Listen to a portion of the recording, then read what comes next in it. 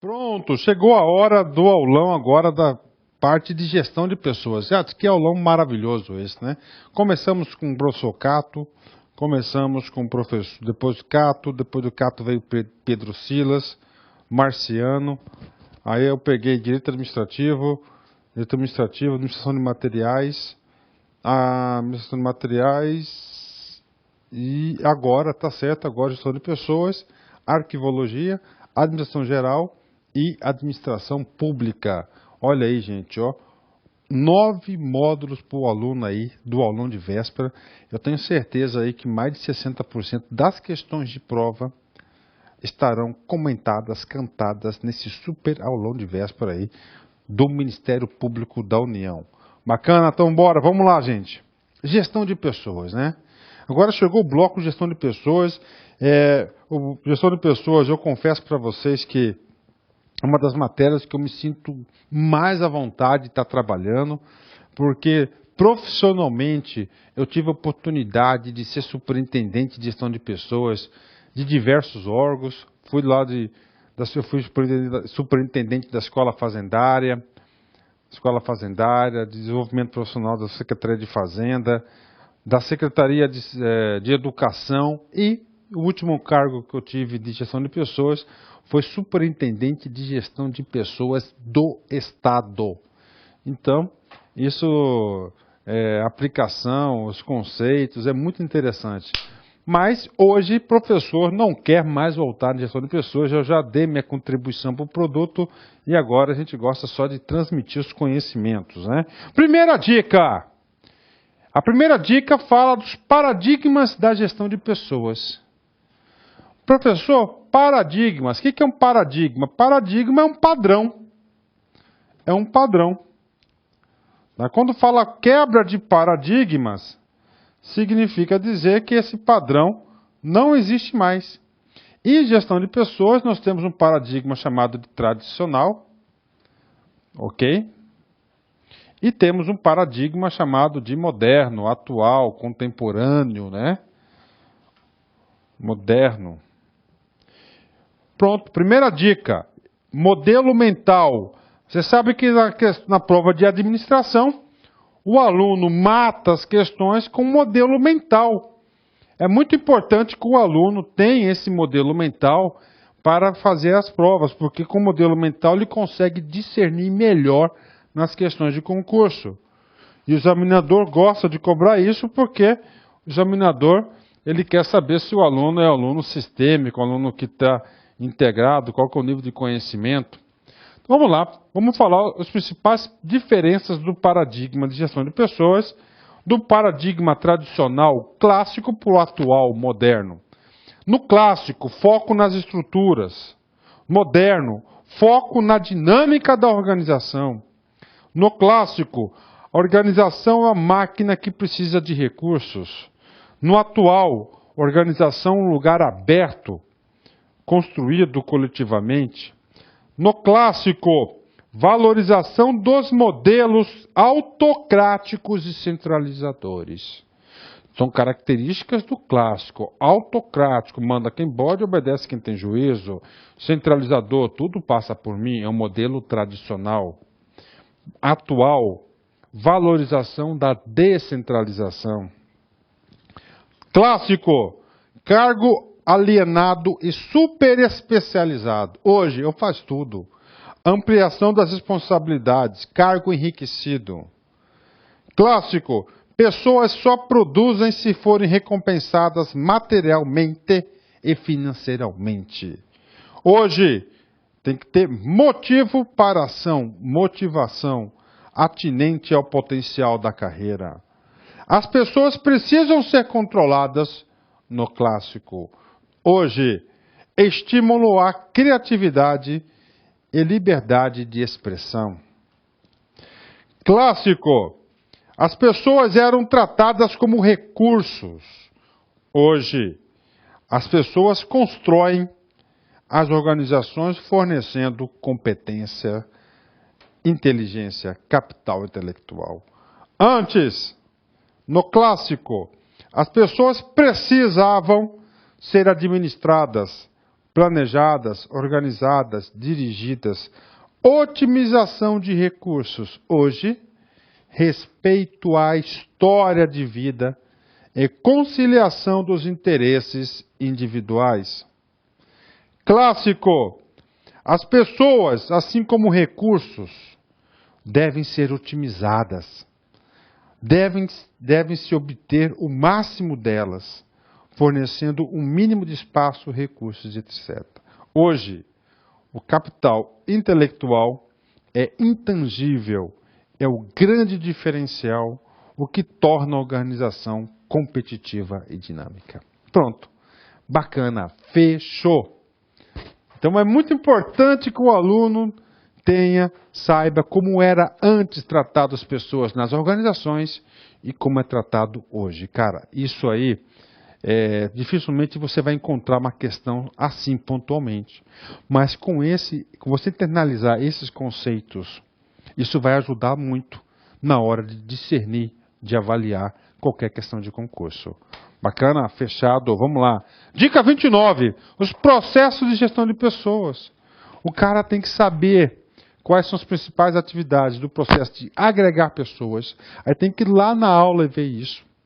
Aplicar pessoas, recompensar pessoas, desenvolver pessoas, manter pessoas e monitorar pessoas, cara.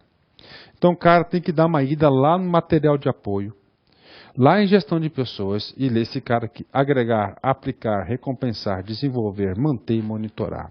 Bacana? Fechado. Dica número 30. Principais teóricos de gestão de pessoas. O aluno tem que saber as pirâmides de necessidade do Maslow. Tá certo? Necessidades fisiológicas, segurança, sociais, estima e autorrealização. E a hierarquia, saber que o cara não pode ficar pulando de um para o outro. Ele tem que respeitar. Então, primeiro ele vai cumprir as necessidades fisiológicas, depois as de segurança, depois as sociais, depois de estima e depois de autorrealização. E lembrar que o Heisberg, nós temos a teoria higiênica, né?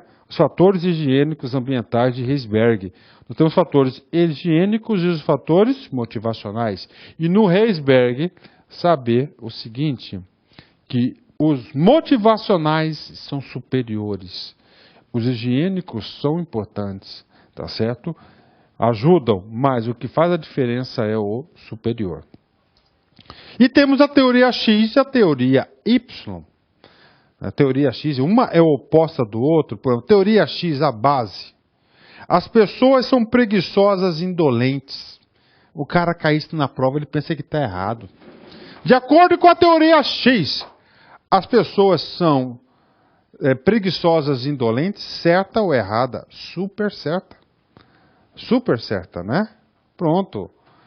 Na teoria X, as pessoas tendem a evitar o trabalho, evitam a responsabilidade para se sentirem seguras, são ingênuas sem sentir iniciativa, são resistentes a mudanças, devem ser persuadidas, enganadas, né? Recompensadas, punidas, coagidas e controladas.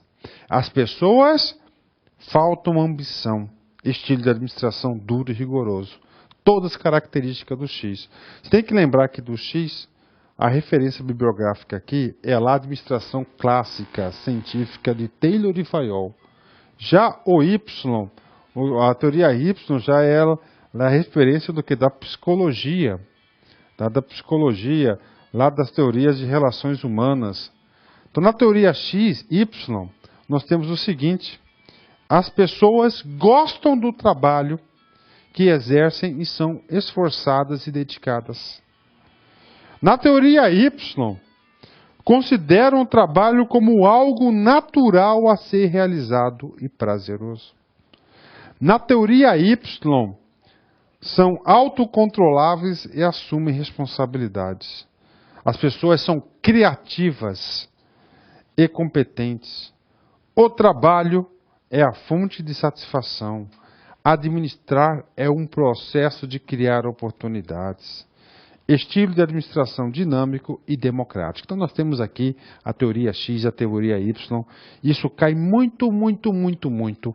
Então é o seguinte, o cara tem que saber lá o Maslow, o Heisberg, tá? E o MacGregor, que escreveu a teoria X e a teoria Y. Positivo? 10, ótimo. Moda em concurso. Motivação, mudança. O ser humano está constantemente em mudança. Aí o Kurt Lennon, ele vai falar do processo de mudança. Aí ele usa uma fábula muito interessante, que é do congelamento. Então o que acontece no processo de mudança? Primeira coisa, o cara para mudar, ele tem que estar aberto para a mudança. Porque se o cara fala assim, ó, tô feliz assim, quero ficar assim, não quero mudar. Pronto, ele se fechou. Então no processo de mudança, as pessoas têm que estar aptas a mudar. Então primeiro ele fala assim, processo tem que descongelar, quebrar o gelo. O cara tem que, não, eu quero mudar, não estou satisfeito assim, eu quero mudar. Aí ele vai descongelar o comportamento velho, antigo, que ele quer mudar. Aí você descongelou o comportamento dele, está apto na mudança, certo? Aí vem o que? Vem a mudança. Vem a mudança. O que é essa mudança? O cara vai fazer curso, vai treinar o cara, vai bater no cara, o cara vai apanhar. O cara aprendeu pelo bem ou pelo mal. Ele aprendeu, ele mudou. E depois que ele muda, ele tem que congelar essa mudança nele. Porque se não congelar essa mudança, logo ele vai voltar ao comportamento anterior. Então o Kurt Lennon, ele vai definir, o examinador vai querer saber isso de você. Se você sabe que primeiro parte do descongelamento do comportamento, aí você muda, coloca um novo conhecimento na cabeça do sujeito e depois você congela o povo de novo. Você vai recongelar esse cara. Fácil, fácil, gostoso, gostoso, faz sentido? Faz sentido. Cai, cai. Novo, a teoria das expectativas de Veron. Isso são coisas básicas. Básicas. A motivação segundo Veron tem 3 tópicos combinados entre si. A valência, expectativa e instrumentalidade. Para a prova de vocês, o cara vai querer saber quais são essas 3 expectativas, essas 3 forças. A valência, a expectativa e a instrumentalidade, que provoca o motivo para a ação para as pessoas, segundo Veron. Liderança, questão muito interessante. Liderança, pode cair no concurso? Meu Deus do céu, nem fala um negócio desse, cara. O mundo clama por liderança, por líderes, então sempre está sendo cobrado esse assunto de liderança. Como assim, professor? Está aqui. Teoria sobre a liderança. Teoria dos traços. Teorias comportamentais. Teorias contingenciais. O que eu tenho que falar sobre aqui liderança para vocês? Tenho 2 dicas aqui. Né? Sim. Primeira coisa, eu quero falar da teoria dos traços. O que vem a ser a teoria dos traços? Teoria dos traços é uma teoria que não é mais aceita na administração, mas ela foi aceita e justificou muitos casos de liderança na organização. Como assim, prof? Por exemplo, Moisés, Hitler, Jesus Cristo, Mahatma Gandhi, esses caras todos aí que tiveram grandes feitos de liderança, onde tiveram milhares, milhões de seguidores pelo mundo afora. Então, na teoria dos traços de liderança, diz o seguinte: o cara nasce com dom. O cara nasce líder. Ele já nasce com essa característica. E essa característica é chamada de traços de personalidade. Então, ou seja, por essa teoria, o cara vai ser líder por nascença, por esse dom que Deus lhe deu. Professor, o senhor falou que isso não é mais aceito? Isso. Eu não concordo com o senhor, professor. Eu acho que não é assim. Eu acho sim que tem pessoas diferentes. Eu também acho, tenho certeza disso. Mas a teoria do traço traz o seguinte. Então ela justificou que somente eram líderes aquelas pessoas que nascessem com esse dom, não é isso? Nascessem com esse dom? Tá. Agora isso não vale mais, sabe por quê? Porque na administração, ele fala o seguinte, que todos, atenção, todos são capazes de liderar. Todos são capazes de ser catequizados para a liderança. desde que receba um treinamento, um desenvolvimento correto, desde que ele aplique as ferramentas que a administração coloca à disposição do cara. Então hoje o paradigma é, todos têm condições de liderar, desde que sejam treinados, capacitados, desenvolvidos para isso. Já na teoria dos traços, não. Nessa teoria dos traços, somente quem? Quem nasce com o dom divino que vai ser o líder. Teorias comportamentais, os estilos, a gente vai passar já já para você. E as teorias contingenciais. Então, gente, liderança, pega o material de apoio, não precisa assistir a aula, que é uma aula muito longa, não sei se vai dar tempo, mas pega o material de apoio, olhem que isso é assunto importante. Vencer nas suas paixões. Estilo de liderança cai muito, segundo Kurt Lenin. Pode ser autocrática, um líder autocrático, um líder democrático, um líder liberal.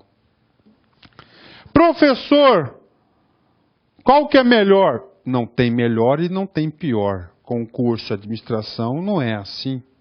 Os três são aceitos, os três, cara, são aplicados, tudo no momento só. Particularmente eu gosto do estilo liberal. Então vou dar um exemplo para vocês. Vamos lá, bater uma real para vocês. Vamos lá. Você foi nomeado para ser gerente de transportes. Você chegou lá, cara, você fez um diagnóstico. Uma equipe totalmente indisciplinada, os caras cheios de coisas cheio de vícios, leva o carro para dormir em casa, não sei o quê, muitas reposições, só mala. Só mala. E você é o chefe desses malas, e aí? Você não tem que fazer muita coisa, é todo mundo servidor público, cara. O cara lá tem lá um estatuto da estabilidade, um amparo constitucional da estabilidade nas costas do cara, e aí? Você vai fazer o quê do cara? Manda embora? Não vai. Aí é o seguinte, cara, você chega chegando, como diz o professor Sabag. Você chega altamente autocrático, estabelece regras, controla todo mundo, passa o serviço a todo mundo. Põe moral lá no recinto. Regras. O cara que não cumpriu é o processo administrativo no cara. O cara faltou, mete falta nele, perde licença prêmio dele, perde não sei o que. Tá? Você está sendo um líder autocrático nesse momento. Você está fixando as diretrizes sem qualquer participação no grupo. Você determina as providências para a execução das tarefas, cada uma por vez, na medida em que se tornam necessárias e de modo imprevisível para o grupo. O líder determina a tarefa que cada um deve executar com seu companheiro de trabalho. Você é dominador e é pessoal nos elogios e nas críticas ao trabalho de cada membro. Você vai catequizando o cara. Aí a galera revoltosa, que não quer saber nada com nada, falar com esse cara aí não tem jeito. Vamos começar a seguir as regras dele, porque a gente vai acabar se ferrando. Aí o cara começa assim, a aderir à filosofia do trabalho. Começa a ser catequizado. E aí o cara lá que era altamente ditador percebe isso e começa a dar abertura para o sujeito participar da administração. Nesse momento, ele está indo para o estágio democrático. Qual que é a postura do líder democrático? Isso que cai na prova. Qual a postura do líder democrático, liberal, autocrático? Democrático, nessa fase que estou explicando. As diretrizes são debatidas e decididas pelo grupo. O cara chama o grupo para a participação, estimulado e assistido pelo líder. O grupo esboça as providências para atingir o alvo e pede aconselhamento do líder. As tarefas ganham novas perspectivas com os debates. A divisão das tarefas fica a critério do grupo e cada membro tem a liberdade de escolher seus companheiros de trabalho. O líder preocupa-se em ser um membro normal do grupo. Em espírito, o líder é objetivo e limita seus fatos nas críticas e elogios. Ok. Aquele grupo revoltoso evoluiu. Começou a ter credibilidade. Gostou do negócio. Gostou de aprender. não é mais indolente, agora é o grupo, é só cara bom. Os caras aprenderam tanto que agora eles fazem as coisas sozinhas. Não precisam mais da participação do líder. Isso não acontece? Acontece. Aí o líder, nesse momento, tem que deixar da postura democrática e tem que ir para a postura liberal, que é a minha preferida. A liberdade total das decisões grupais ou individuais e mínima participação do líder. Mas no liberal é só quando tem o grupo, hein, cara? A participação do líder é limitada, apresentando apenas materiais variados ou grupos, esclarecendo que poderia fornecer informações desde que as pedissem. A divisão das tarefas é a escolha dos colegas e fica totalmente a cargo do grupo. Absoluta falta de participação do líder. O líder não avalia o grupo e nem controla os acontecimentos. Apenas comenta as atividades quando perguntado. Aí. Particularmente, eu gosto de ser o líder liberal. Eu quero ter a equipe bem treinada e professor no Facebook o dia inteiro e deixa os caras lá trabalhando para você. Essa é a postura do líder liberal. Só que o cara, para ser liberal, também tem que ser o cara. É um processo evolutivo. E o examinador pode escolher, colocar qualquer historinha e falar para você lá fazer o julgamento. Ok? Próxima dica, dica 35. Gestão por competências, olha só. Então o aluno tem que saber que a competência é o tal do chá. Conhecimento, habilidade e atitude. E competência, nós temos diversos tipos de competência. O aluno tem que saber que existem as competências individuais.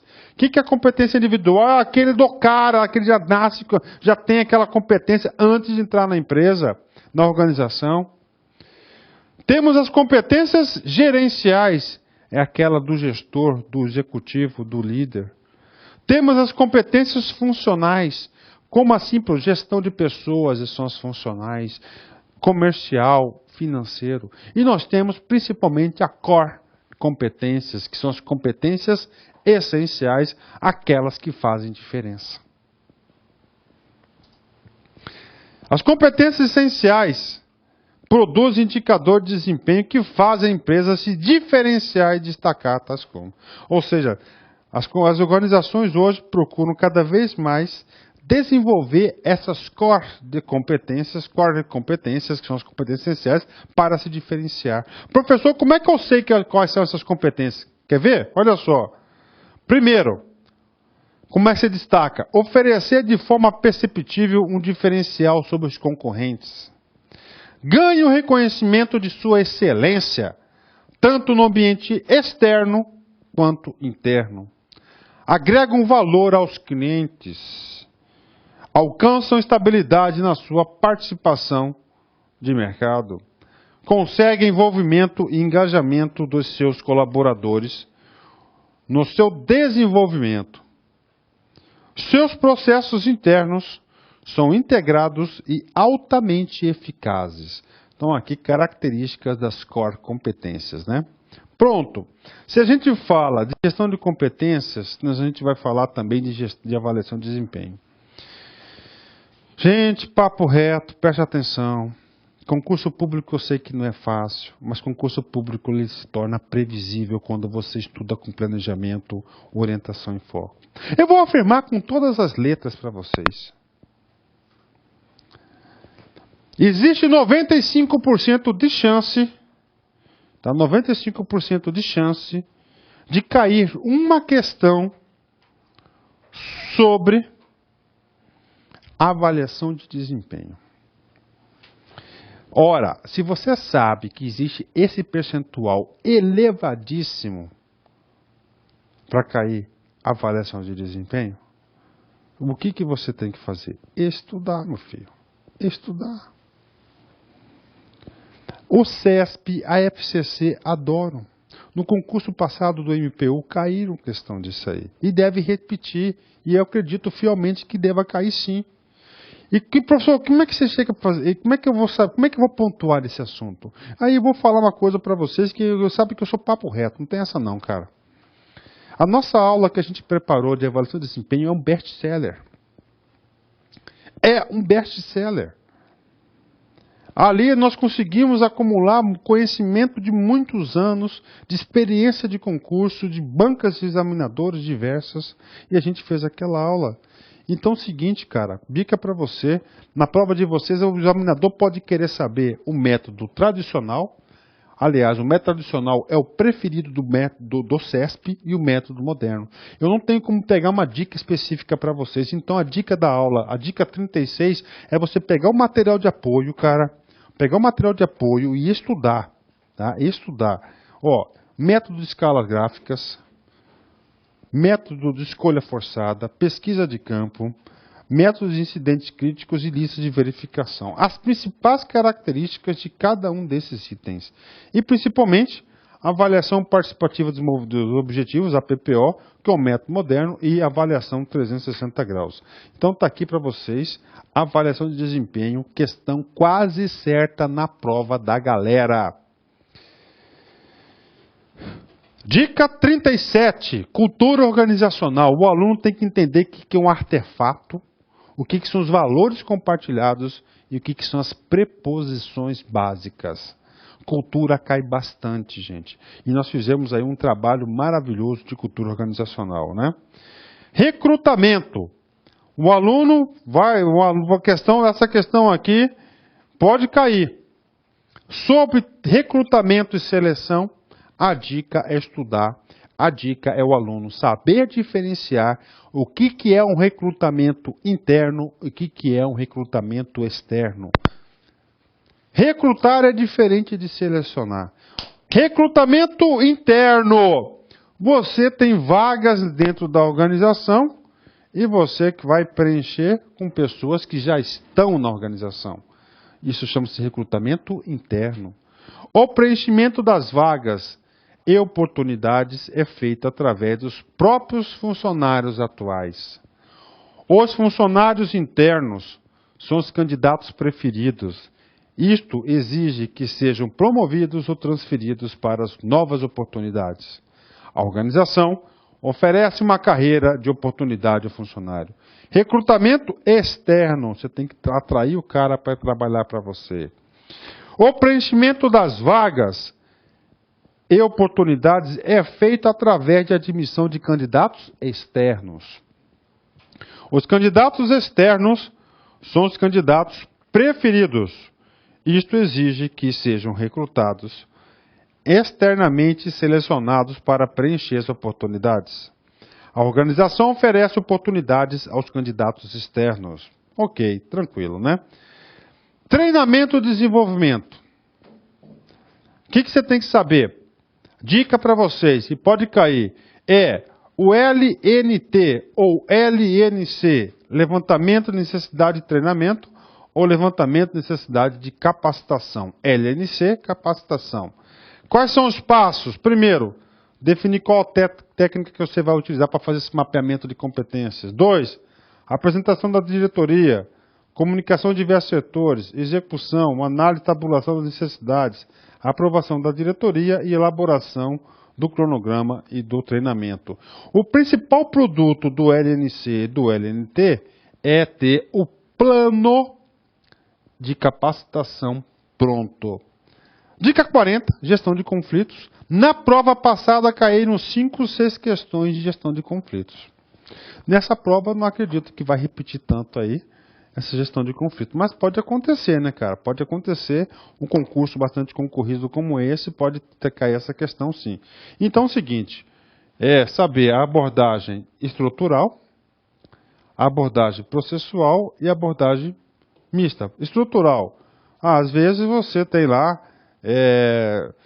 você tem 2 cadeiras para 5 funcionários, pode gerar um conflito. Então, como você tem que saber o conceito da abordagem, o que é abordagem estrutural. Processo, o cara não vai com o outro, tá certo? Você tem que mediar isso.